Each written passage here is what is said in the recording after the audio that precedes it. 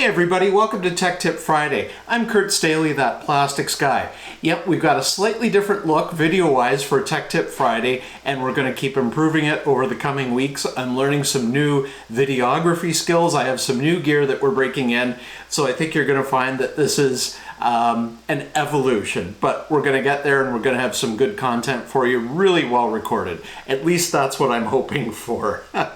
So I wanted to talk to you a little bit today about the difference between a 2% and a 4% color concentrate and what that might mean in your operation and how you utilize these products. So when you have a lower letdown ratio, so that 2%, there's a tremendous amount of pigment packed in each pellet of color concentrate.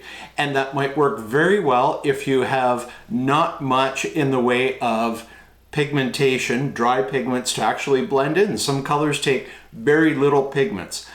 Other colors, specifically blues, greens, reds sometimes, can take an awful lot of pigment loading levels to achieve the color. It makes it almost impossible to disperse nicely with a 2% letdown, and you have to go to that 4% content to have good dispersion and mixing first, then dispersion in the molding machine or even in a film machine, because you're essentially using the same type of screw and barrel to plasticize and mix base resin and colorant. So the 2%, that can work in many applications. Matter of fact, I'd argue it works for most applications. The 4% letdown gives you the ability to have more pigment potentially if the color demands it, but it also affords a little bit bigger processing window for dispersion. At least that's my experience, and that's what I'm seeing right now on site at a customer's location. They insist all of their product is, for colorant, done at 4% because that just gives them the best result possible.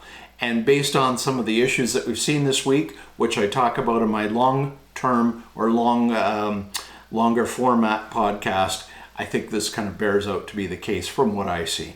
So 2% versus 4%, it's a call you've got to make on your shop floor. There are pros and cons. 2% does keep the cost down, but 4% might open up your process window given the part you're trying to mold. And that's your Tech Tip Friday. I'm Kurt Staley, that plastics guy. Have a great day, and if you're in Canada, a very good Thanksgiving long weekend, and we will talk to you next week. Thanks. Bye-bye.